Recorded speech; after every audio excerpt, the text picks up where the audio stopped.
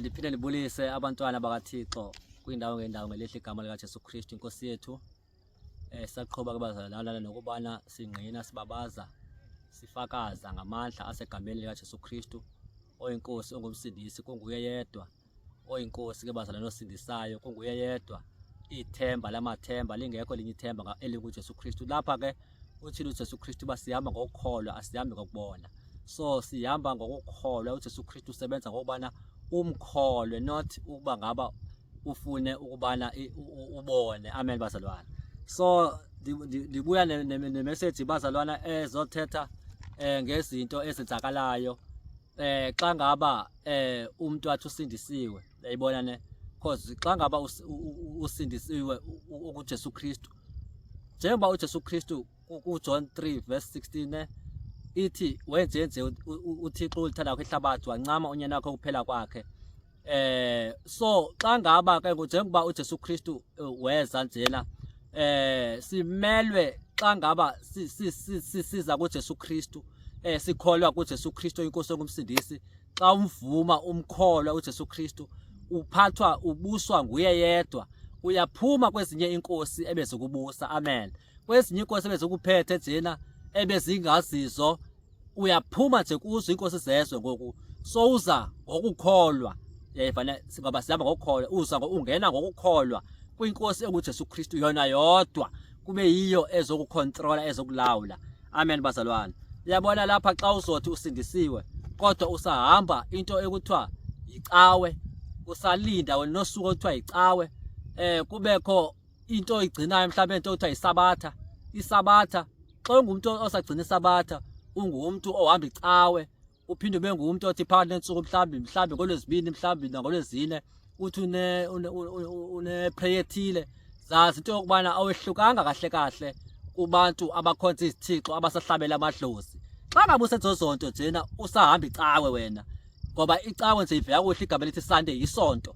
Xa ungumuntu osahamba isonto njena zazi into yokubana wehlukanga kubantu abahlabela amadlozi abakhonza izithixo. Xa ngaba ungumuntu osagcina isabatha othi wena igcina isabatha awehlukanga ebantwini futhi abakhonza amadlozi abahlabela izithixo. Ungumuntu futhi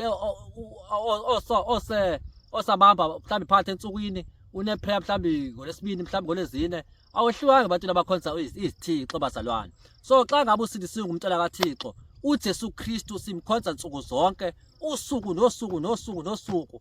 uJesu Kristu siloko sihleli kuyisuku nosuku. Asithi asibeki isuku sithi olusuku lusuku ndiyokhonza ngalo uJesu Kristu. Ezinye insuku ezubhizi ngane alithi ezinye insuku sububhizi ngento zakho ezinto ubhizi ngayo azisuku uJesu Kristu azimdumisi uJesu Kristu tu. And futhi xa uphinde futhi ube ngumuntu othembela ngepilisi uthembele futhi ngezibhedlele uthembele ngogqirha zazi ba ezonto ezo zizithixo zakho ezo. Awukamkhonzi uJesu Kristu inkosi ongumsindisi usabambelele kwezi zinto ngoba kaloku kutsho ukuthi wena uphiliswa zipilisi xa uzothi unoJesu Kristu kodwa uphinde futhi unesibindi sokuphila utya ipilisi unesibindi sokufumana imijovo unesibindi njena sokuphinde wenze zonke izinto ezina. Zazi into yokubana zizithixo zakho ezo kahle zosabambele kuzizithixo awukacontrola awukalawula awukabinalo ukholo lo nkosi yethu enguJesu Kristu.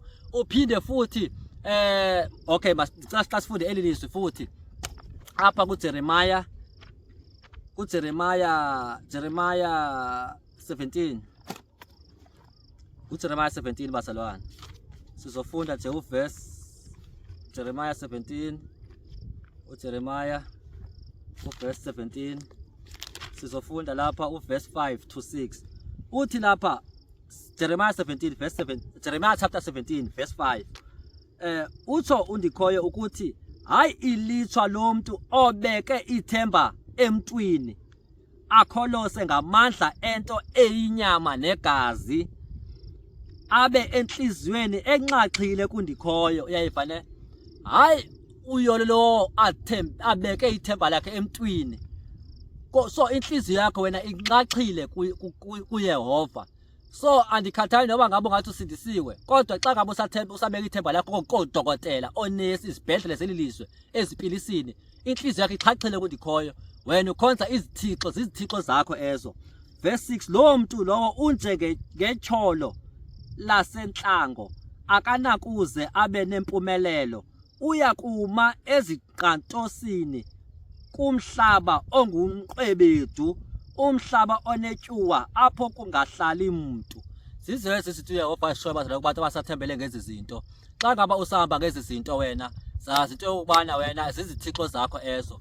Enye into futhi xa ngaba usaqhubela abantwana ezikolweni, uqhubela usavuka nawe uhamba emsebenzini, abantwana bayifunda lokuqala uthi ikusasa labo liqhakaza ndithi, uphinde futhi uyosebenza wena uba uthi ufuna uba ngaba utye. So zonke ke ezo nto ezo, zazi into yokubana xa usazenza ezo nto ezo, yindlela eyo omkhombisa ngayo uSathane uba uyamthanda. Uweshipha uSathana wena xa ngaba usathi hambani esikolweni bantwana bam. Xa ngaba usavuka uthi uye emsebenzini, ukhonza uSathana, uyamkhombisa uSathana uba uyamthanda. Yindlela eyo omweshipha ngayo uSathana, yindlela eyo ombonisa uthando ngayo uSathana. Nawe uyamvuma uba Sathana ndiyakuthanda ngezi zenzo sobuzenza, ngoba uJesu Kristu uthe masingakhathazeki nganto. Wathi uJesu Kristu masithembele ngaye yedwa. Wathi uJesu Kristu singakhathazeki nganto uba sizotyani sizogqokane.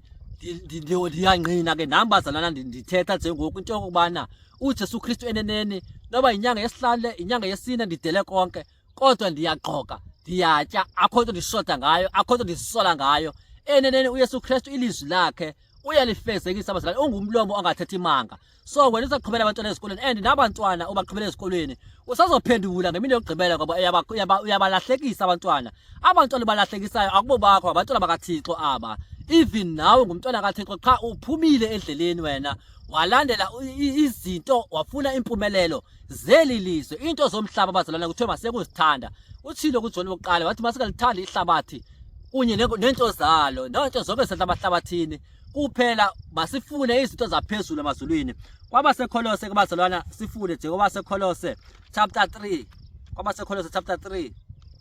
Ngicela ukumfunda naye bazalwane, ngoba ngane silahlekile bazalwana besingazi, kodwa ngokuJesu Kristu uyasibuyisela, uyasiqoqa uba ngabaqoqa endaweni yasingabantwana bakhe. KwabaseKolose chapter 3 sizofunda pha verse 1 to 2. Uthi njengoko kaloku navuswa kanye noKristu, yibani nomdla kwizinto zasezulwini, apho akhoyo uKristu ehleli kwiwonga alinikwe nguThixo. Masibe nomdla ekufuneni izinto zaphezulu, apho inkosi yethu kuJesu Kristu ikhona. Sizifuna njani into zaphezulu? Ngokukholwa, ngoba sikholelwa kuJesu Kristu singamboni ngamehlo enyama kuphela, siyakholwa nguye ubukhona and zonke izinto uyazenza. Uverse 2 uthi ingqondo zenu zimiliseleni kwizinto zaphezulu, kungabi kwizinto zalo mhlaba. Zimiliseleni entweni zaphezulu, kungabi kwizinto zalo mhlaba. Ingqondo zenu zimiliseleni ezintweni zaphezulu, kungabi kwizinto zalo mhlaba. Kuyakunceda ntoni na ukufuna izinto zalo mhlaba? Kuthiwa xa ufuna izinto zalo mhlaba ufana noba uleqa umoya, andani noba umoya ungawufumana na. Xa usavuka ekuseni uthi emsebenzini uleqa umoya ngoba wenele nazinto ezifunayo.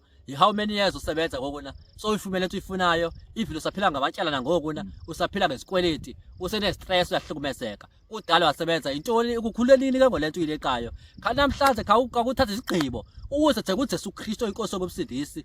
uJesu Kristu uzokuxolela nantoni na kodwa angakakuxole kuyo. But xa usathi ukhonza uJesu Kristu usahamba isonto, usabamba isabatha wena, uJesu Kristu ukhonza suku zonke. And xa usenza izinto kuthiwa ngama-birthday, izinto ekuthiwa even ikhona into besenzeka kuthiwa nge-25 kuyothiwa uJesu Kristu uyazalwa. Xa uyihlola iBhayibhile emibhalweni ayikho into ethi uJesu Kristu uyazalwa. So ubone uba zinto ezingekhoyo kuthiwa siyovuya uJesu Kristu uyazalwa. Lolupho oluvuyo olukhethekileyo. Kanti uJesu Kristu, xa uJesu Kristu iintsuku zonke ulokhu unovuyo, alukho usuku ukuthi uyoba novuyo ngalo.